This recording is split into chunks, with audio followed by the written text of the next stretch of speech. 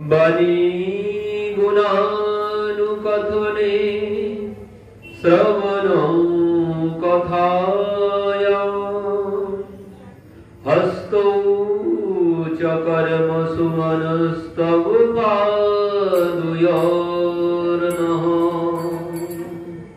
স্মৃত্বা শিরস্তব নিবাসো জগৎ প্রণামে দৃষ্টি সতম দর্শনে ভবত্যনুনা।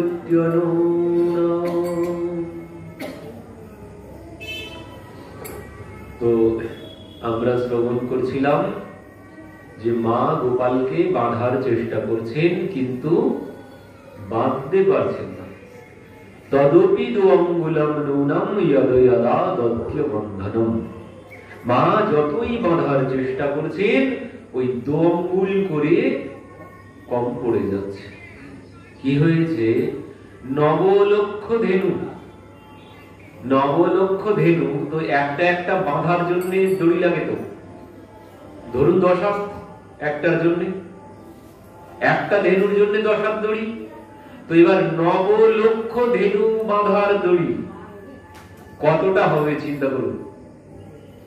সমস্ত দড়ি সব বাঁধা হয়ে গেছে। এবার সমস্ত আশপাশের সব গোপীরা এসেছে, তারা তাদের ঘর থেকে দড়ি এনে দিয়েছে, সেই দড়িও গিট দেওয়া হয়েছে। কিন্তু তবুও ওই তদপি দু আঙ্গুলম নূনম, মানে তবুও 2 আঙ্গুল কম পড়ে যাচ্ছে। এত দড়ি যাচ্ছে কোথায়? এত দড়ি যাচ্ছে ওই দামোদরের উদরের মধ্যেই সব। এই জন্যই তার নাম দামোদর ভগবান কি জয়।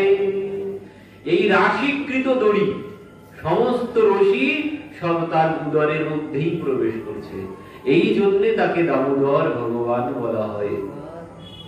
তো মা তো চেষ্টা করেই চলেছেন, কিন্তু কিছুতেই বাঁধতে পারছেন না। কেন বাঁধতে পারছেন না? মায়ের মধ্যে ওই অহংকার আছে এখনো, মায়ের মধ্যে এখনো অহংকার আছে। মা কি বলেছিল? মা বলছে যে গোপীরা নালিশ করেছিল, সেদিন যদি আমি তাদের কথা শুনে, তাদের কথা বিশ্বাস করে আমি যদি সেদিন শাসন করতাম, তো নিজের ঘরে আজ এই দিন দেখতে হতো না। আজ নিজের ঘরে এই দিন দেখতে হতো না। আমি এরই পক্ষ নিয়েছি, আর ওদের উল্টোপাল্টা ধমক দিয়েছি গোপীদেরকে। তোরা ধরে এনে দেখাবি, তারপর বিশ্বাস করব। তো এই যে নিজের ঘরে মা ভাবছে, আমার ঘরে এই অবস্থা করেছে, তাহলে অন্যের ঘরে তাহলে কি করে? এই যে আমার ঘর, এই আমার ঘর, আমি নন্দ মহারাজের পত্নী, এই অহংকার আছে মায়ের মধ্যে। এই জন্যে বাধা তিনি কিছুতেই পড়ছেন না।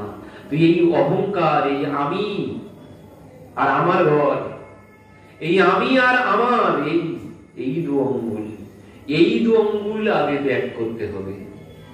এই 2 আঙ্গুলের তত্ত্ব হচ্ছে এই আমি আর আমার যতদিন থাকবে, ততদিন ভগবানকে কিছুতেই বাধা সম্ভব নয়। এই আমি আর আমার যখন উল্টে যাবে, এই আমি আর আমার ঘুরে গিয়ে প্রভু সব তুমি আর তোমার, এই হচ্ছে 2 আঙ্গুল। এই আমি আমার উল্টে গিয়ে যখন প্রভু সব তুমি আর সব তোমার হয়ে যাবে, তখনই ভগবান বাধা পড়বে। যতদিন আমি আর আমার থাকবে, ততদিন ভগবানকে বাঁধা কিছুতেই সম্ভব না। ভগবানকে বাঁধতে গেলে এই আমি আর আমার বিসর্জন দিতে হবে। এই অহংকার, এই আমি আর আমার রূপী অহংকার আগে বিসর্জন দিতে হবে, না হলে ভগবান কিছুতেই ধরা দেবেন না। যারা এই আমি আর আমার বলে অহংকার করেছে, তারা সবাই কোথায় হারিয়ে গেছে। সেই রাবণ, সব আমার, লঙ্কা সব আমার, সোনার লঙ্কা, আমার সোনার লঙ্কা তো সে নিয়ে যেতে পেরেছিল? কোনো কিছু নিয়ে যেতে পারেনি। আরো কি বেঁচে থাকার জন্য, অমর হওয়ার জন্য কত কিছু ব্যবস্থা করেছিল। সমস্ত দেবতারা তার বাড়ির চাকর, সমস্ত দেবতারা সব বাড়ির চাকর। ইন্দ্র তো ঘর পরিষ্কার করে, বরুণ খাবার জল নিয়ে আসে। সমস্ত দেবতারা সবাই তার বাড়ির চাকর। কালকে তিনি সিংহাসনের তলায় চেপে রেখেছেন, পায়ের তলায়। কালকে মরবেন না তাই। পরবর্তীতে আমরা যাকে সব থেকে বেশি ভয় পাই, কাকে ভয় পাই? শনিদেব। শনিদেবকে আমরা সব থেকে বেশি ভয় পাই। সেই শনিদেবকে কি করেছিল? গুহার মধ্যে, পাহাড়ের গুহার মধ্যে নিয়ে গিয়ে শনিদেবের দুই পা বেঁধে উপরের দিকে ঝুলিয়ে রেখেছিল। পা দুটো উপরের দিকে, মাথা নিচের দিকে। শনির দৃষ্টি পড়বে? লঙ্কার উপরে শনির দৃষ্টি দেবে? শনিকে গুহার মধ্যে পুরে রেখেছেন, গুহার মধ্যে পায়ে দড়ি দিয়ে ঝুলিয়ে রেখেছেন। আমরা যাকে ভয় পাই। এই শনিদেবকে উদ্ধার করেছিল কে? যেদিন সেই হনুমান গিয়েছিলেন, হনুমানজি গিয়েই শনিদেবকে, যখন হনুমানজি পর্বতের উপরে গিয়ে, পাহাড়ের উপরে গিয়ে দর্শন করছেন, লঙ্কায় কোথায় কি আছে পর্বতের উপরে গিয়ে দর্শন করছেন, ওই সেখানেই এই শনিদেবের আত্মনাদ শুনতে পেলেন। আহ আহ করে কেউ চিৎকার করছে। তখন এই আত্মনাদ শ্রবণ করে গুহার মধ্যে গিয়ে প্রবেশ করলেন। সেখানে গিয়ে দেখছে শনিদেব এইভাবে ঝুলছে। হায় হায়, আপনার এই অবস্থা? আপনি কে? বলছেন আমি শনি। তো আপনার এই অবস্থা কি করে হলো? বলছে রাবণ আমার এই অবস্থা করেছে, তো আপনি আমাকে উদ্ধার করুন। তো সেই হনুমানজি শনিদেবকে উদ্ধার করলেন সেখান থেকে। এবার যখন উদ্ধার করেছে, শনিদেব বলছে এবার একটু লঙ্কাকে ভালো করে দেখে নি, লঙ্কাকে ভালো করে দেখে নি। হনুমানজি বলছে তাড়াতাড়ি চলে যান, সে যদি আবার জানতে পারে পুনরায় বেঁধে আবার ঝুলিয়ে দেবে। তো বলছে যাচ্ছি, তবে লঙ্কা একটু ভালো করে চারিদিকে দেখে নি। তো বলছে কি হবে? বলছে আমার দৃষ্টি যত দূর যাবে, আগামী কালের মধ্যে সব ভস্ম হয়ে যাবে, লঙ্কা সব ছাই হয়ে যাবে। তো হলো তাই। হনুমানজি যখন রাবণের সভায় গেল, তখন কি করলো সেই রাবণ? বলল যা, তোদের বাড়িতে যত ওই ঘৃত, তেল, কাপড় আছে সব নিয়ে আয়, এর ওই মোহ বেশি লেজেই, তো এর লেজে জড়িয়ে দে। তো সবাই, সমস্ত লঙ্কাবাসী রাহানা নগর বসন ঘৃত তৈলা, তুলসীদাসজি বলছেন, কারোর ঘরে আর তেল কাপড় বাকি থাকলো না। যার ঘরে যা ছিল সব এনেছেন, এনে হনুমানজির লেজে জড়িয়ে দিয়ে আগুন ধরিয়ে দিয়েছে। হনুমানজি ভাবছেন সবার বাড়ি থেকে যখন ভোগ এসেছে, তো প্রসাদ দিতে তো সবার বাড়ি বাড়ি যেতে হবে। তো এবার ইনার লেজে যেই ধরিয়ে দেওয়া হয়েছে, ইনি সবার ঘরের চালে গিয়ে ওই প্রসাদ দিয়ে এসেছে, সবার ঘরের চালে গিয়ে বসেছে, আর সমস্ত লঙ্কা পুড়ে ছাই হয়ে গেল। তো এই রাবণ, সেও অমর হতে চেয়েছিল, কিন্তু সেও অমর হতে পারলো না, সেও কিছু নিয়ে যেতে পারলো না। সেই দুর্যোধন বিনা যুদ্ধে নাহি দিব সুচাগ্রমে দিনী, সব আমার। নিয়ে যেতে পেরেছে? কোনো কিছুই নিয়ে যেতে পারেনি। সব এখানেই পড়ে থাকলো, যার জিনিস তার পড়ে থাকলো। আমি কোনো কিছুই এখান থেকে নিয়ে যেতে পারবো না, কারণ এখানে আমি কোনো কিছু নিয়েও আসিনি, আর কোনো কিছু নিয়েও যেতে পারবো না। এ যার জিনিস তারই থাকবে। মাঝখানে পড়ে আমার আমার আমার আমার করে কত গেল আর কত এলো। সবাই বলেছে আমার, কিন্তু সবাই সব রেখেই চলে গেছে, কেউ কোনো কিছু নিয়ে যেতে পারেনি। তো এখানে আমার বলে আর আমি বলে কোনো কিছু নেই। दो दिन का जग में मेला सब चला चली का खेला, कोई चला गया कोई जाए, कोई गठरी बांध सिधारे। কি বলছেন? ওই 2 দিন কা মেলা, মানে মেলা, মেলা এই 2 দিনের মেলা, সবাই আমরা মেলাই এসেছি। মেলা যখন ভেঙে যাবে, যে যার বাড়িতে যেতে হবে, কেউ এখানে চিরদিন থাকতে পারবে না। তো এখানে আমার বলে আর আমি বলে কোনো কিছুই নেই, সব মিথ্যা। এর থেকে বড় মিথ্যার কোনো কিছু নেই। এই আমার আর আমি, এর মতো মিথ্যা আর কোনো কিছু নেই। সব থেকে বড় মিথ্যা আমার আর আমি। এর সত্য কি? এর সত্য হচ্ছে প্রভু সব তুমি আর সব তোমার, এটাই হচ্ছে সত্য। এখানে আমি আর আমার বলে কোনো কিছু নেই। অহম एको नामे कश्चित् नाहम अन्यस्य कस्यचित् न तं पश्यामि यस्वहं तम न पश्यामि जो मम। কি বলছেন? অহম एको नामे कश्चित् नाहम अन्यस्य कस्यचित्।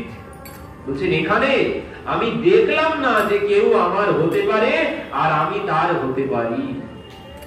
কেউ নেই, এই সংসারে কেউ নেই যে আমি তার হতে পারি আর সে আমার হতে পারে। সংসারে কি হয়? আমরা দেখি, অনেক ঘটনা শুনি যে আমরা একসাথে মিলিত হতে পারলাম না, তো মরার পরে একসাথে হব। বেঁচে থেকে এক হতে পারলাম না, তো মরে গিয়ে এক হব। তো মরে গিয়েও কোনোদিন এক হওয়া যায় না। একসাথে গলায় দড়ি দেয় কেউ, একসাথে বিষ খায়, খেয়ে একসাথে মরে দুইজন, কিন্তু তারা কোনোদিন এক হতে পারে না, কোনোদিন এক হওয়া যায় না। এই সংসার সমুদ্র। তো ওই নদীতে যদি ওই কাষ্ঠখণ্ড ভাসতে থাকে, তো ওই ভাসতে ভাসতে দেখা যায় এক সময় হঠাৎ এক জায়গায় হয়েছে, কিন্তু আবার এক ঢেউ এসে কোথায় কোনটি চলে যাবে তার কোনো ঠিক ঠিকানা নেই। তো এই সংসার সমুদ্রের মতো এখানে কেউ একসাথে চলতে পারবে না। কখন কোন ঢেউ আসবে বিচ্ছিন্ন হয়ে যেতে হবে। কারণ কি?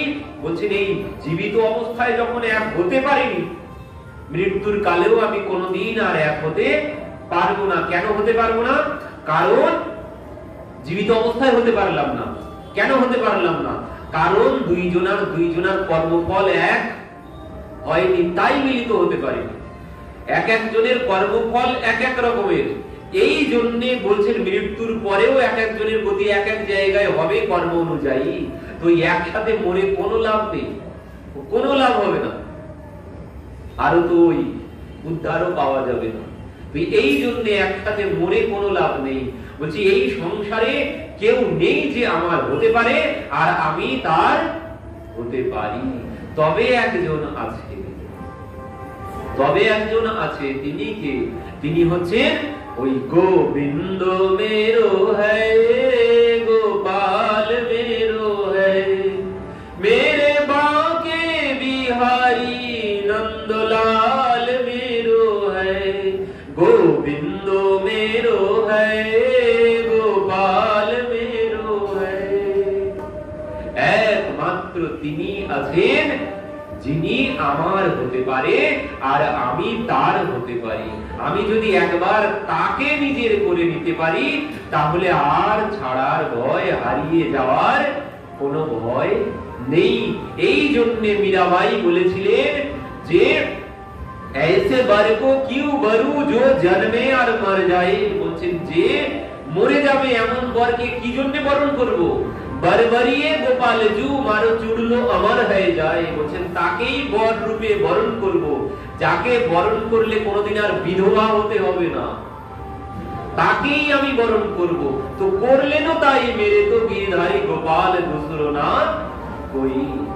তাকে আর বিধবা হতে হলো না, ভগবানই তাকে নিয়ে গেলেন, তিনিও অমর হয়ে গেলেন। কারণ ওই অমরের সাথে সম্পর্ক করেছে। তার সাথে যখন সম্পর্ক হবে, এই জগতে সবাই অপূর্ণ, এই জগতে সবাই অপূর্ণ। কপিল ভগবানকে গিয়ে মা বলছে, বাবা এত ভোগ করলাম সংসারে, 9 কন্যা হয়েছে, তারপর তোমার জন্ম হয়েছে। দশমে কপিল ভগবান। তো এত ভোগের পরেও কেন মন ভরে না? তো বলছেন সংসারে কোনোদিন মন ভরবে না, কারণ সংসার অপূর্ণ। এখানে কোনোদিন মন ভরবে না। তাই যেখানে যান, অর্থ দিয়েও কোনোদিন মন ভরানো যাবে না। যাই দেবেন, ও যত দেবেন তত খালি, ও কোনোদিন পূর্ণ হবে না। বললেন যখন ওই পূর্ণের সাথে সম্পর্ক হবে, তখনই আমি পূর্ণ হয়ে যাব। ওই পূর্ণকে একমাত্র পূর্ণ বেদ ভগবান বললেন, পূর্ণমদঃ পূর্ণমিদঃ পূর্ণাৎ পূর্ণমুদচ্যতে পূর্ণস্য পূর্ণমাদায় পূর্ণমেবাবশিষ্যতে। বলছেন তিনি এমন পূর্ণ, তার থেকে যত নিয়ে নেওয়া হবে ততই তিনি পূর্ণ থাকবেন, কোনদিন কম পড়বে না। তো এনার সাথে যদি, তো এই পূর্ণ ভগবানের সাথে যখন সম্পর্ক করতে পারবো, আমিও পূর্ণ হয়ে যাব। মীরাবাই তিনিও তার সাথে সম্পর্ক করে পূর্ণ হয়ে গেলেন। তো এই জগতে আমার বলে কোনো কিছু নেই। এই আমি আর আমার ত্যাগ করতে হবে। এই অহংকারের ছড়ি, এই অহংকারের ছড়ি যতক্ষণ হাতে থাকবে ভগবান কিছুতেই ধরা দেবেন না। जब मैं था तब हरि नहीं, जब हरि है तब मैं नहीं, प्रेम गली होती सागरी इनमें दो ना समाये। বলছেন এই প্রেমের পথ অতি সরু, এখান থেকে দুইজন যাবে না, একজন, ভালো একজনকেই বাঁচতে হবে। হয় সংসারকে ভালোবাসো, আর যদি সংসারকে ভালোবেসে ফেলো তো ভগবানকে আর ভালোবাসতে পারবে না। আর ভগবানকে যদি ভালোবাসো তো সংসারকে আর ভালোবাসতে পারবে না। এই জন্য সেই মাধবীর মা বলেছিল যে মা সবাইকে দেখিস, ওই নন্দ নন্দনকে কোনোদিন দেখিস না, নন্দ নন্দনকে কোনোদিন দেখবি না। ওকে যদি দেখিস তাহলে কিন্তু সব সংসার সব চুলোয় চলে যাবে, সংসার ধর্ম আর হবে না যদি ওই নন্দ নন্দনকে দেখে ফেলিস। তো এই আমি আর আমার এই অহংকারের ছড়ি, এই অহংকারের ছড়ি ত্যাগ করতে হবে। এই অহংকার ত্যাগ করাই তো বড় কঠিন।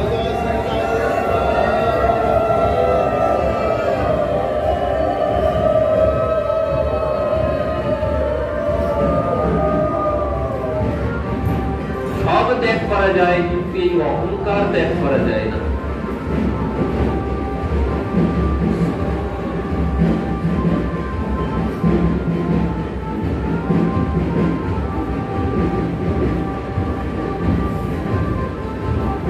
মহাপ্রভু বলছেন তৃণাদপি শুনিচেন তররিব সহিষ্ণুনা অমানিন মানদেন কীর্তনীয় সদা হরি।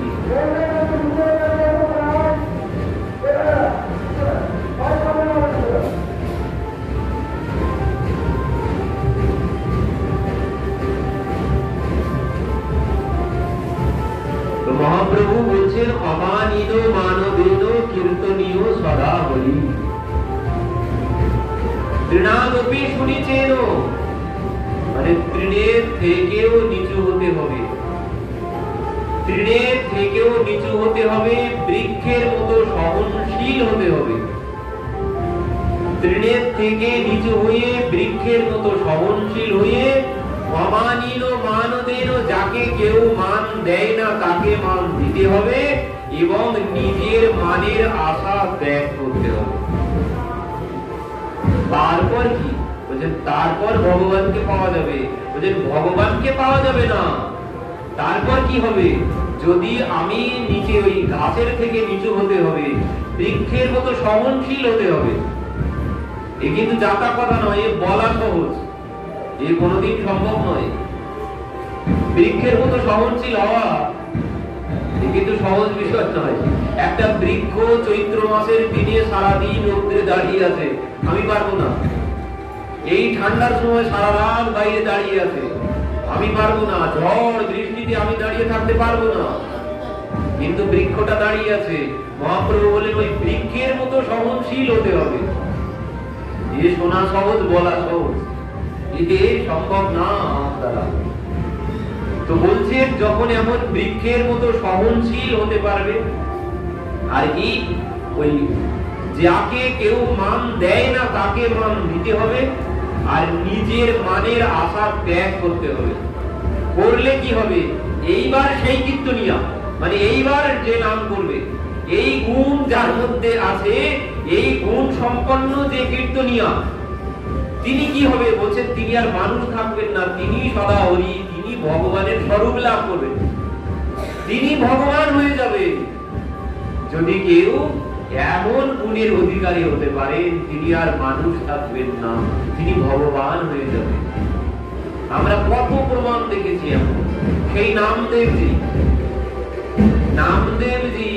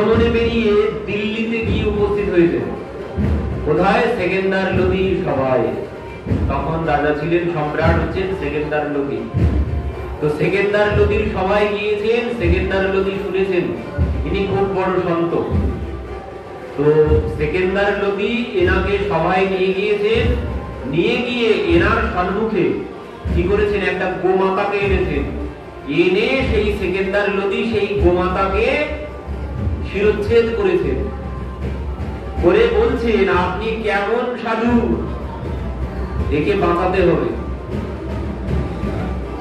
যদি পারেন তো ভালো, না হলে আপনার এই গতি হবে। ওই শুধু তিলক কেটে আর মালা হাতে নিয়ে ছুটোছুটি করলে হবে না, প্রমাণ দিতে হবে। যদি পারেন তো ভালো, ফিরে যেতে পারবেন, আর যদি না পারেন তো এই গতি হবে। এই গোমাতার এই গাভীর যে গতি হয়েছে আপনারও এই গতি হবে। এবার নামদেবজি তো চিন্তায় পড়ে গেছেন, এবার কি হবে। তো প্রভুকে ডাকলেন, অনেক ডাকাডাকি করলেন, কোনো কিছুই হলো না।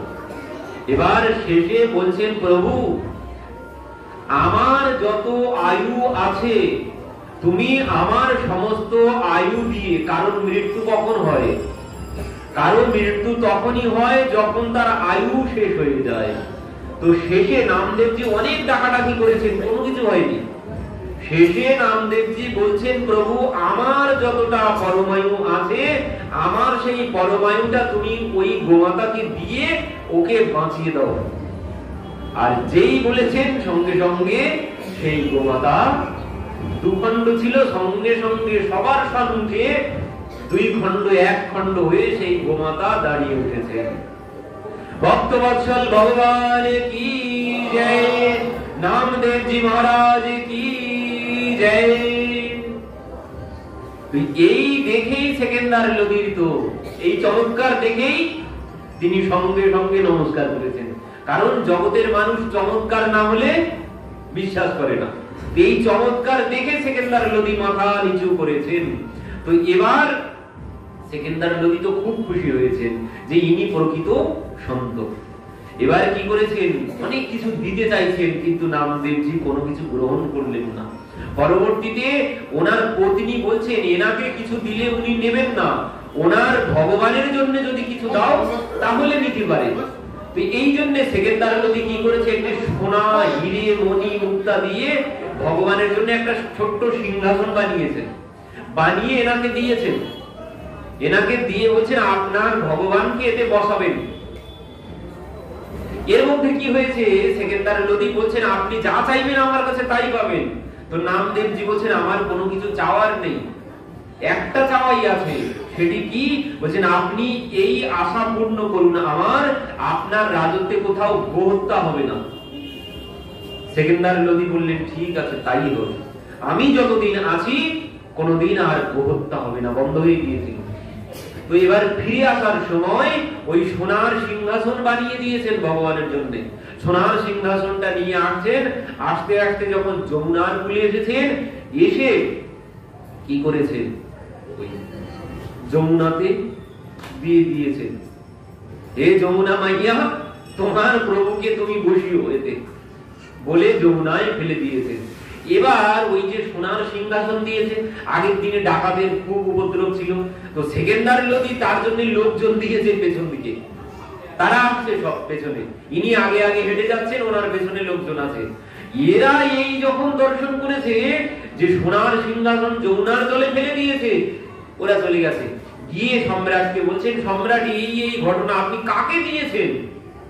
রাজার পাঠ, এত বড় সোনার সিংহাসন সে জলে ফেলে দিয়েছে।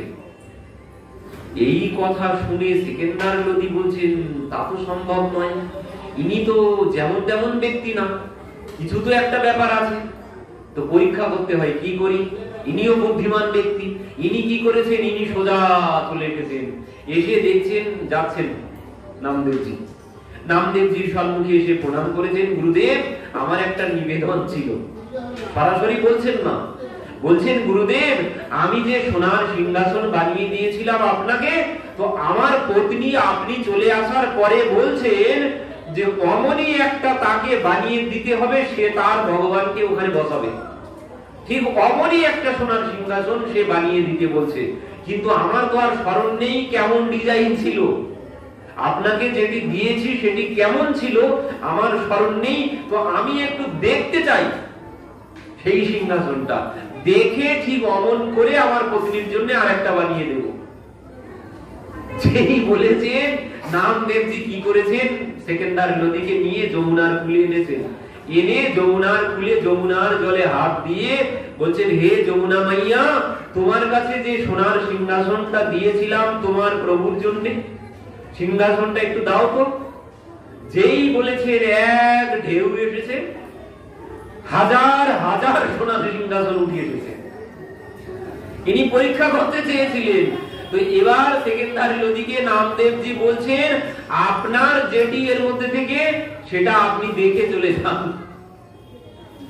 এই হচ্ছে ক্ষমতা, ভগবান আর ভক্তের মধ্যে কোনো ভেদ থাকবে না। কখন?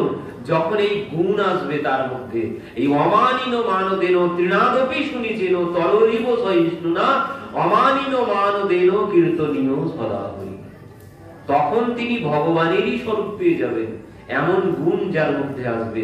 তো এনারা ভগবানের স্বরূপ পেতে বাকি আছে? বাকি নেই।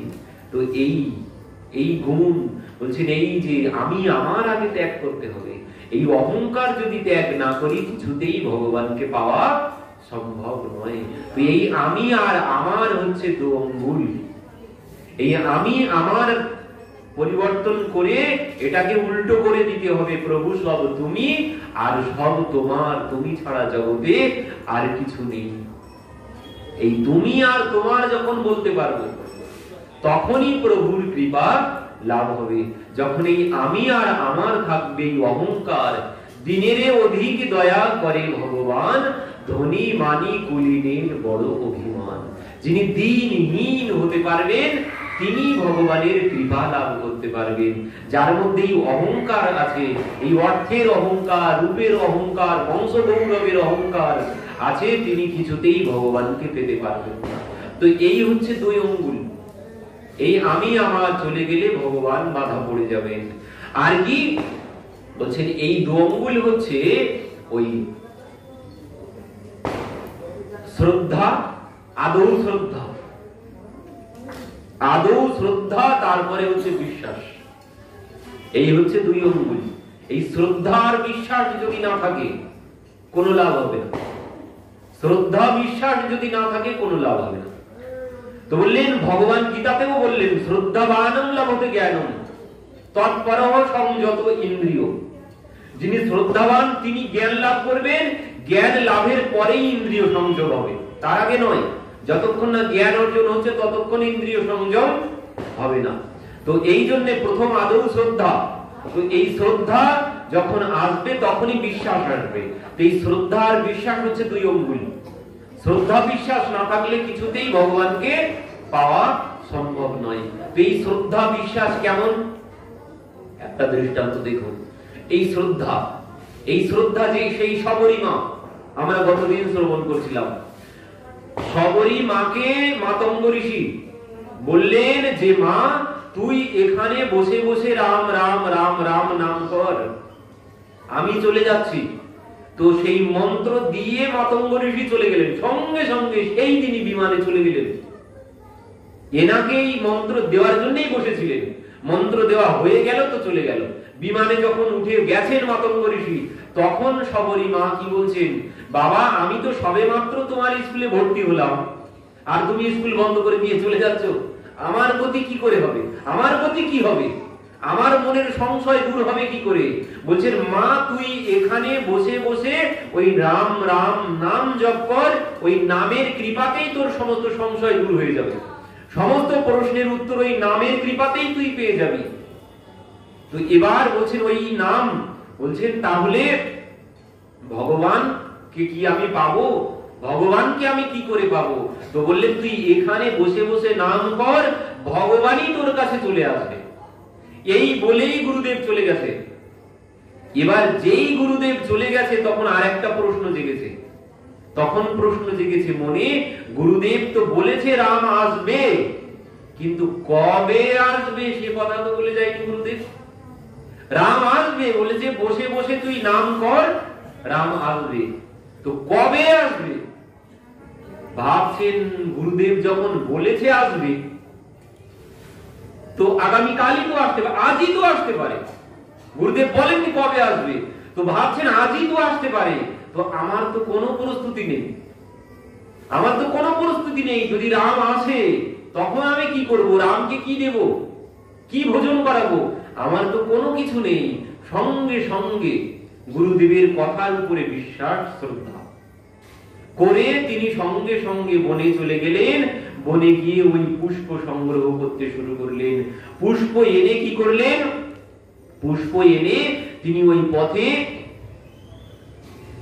সবরি নিহারে রাস্তা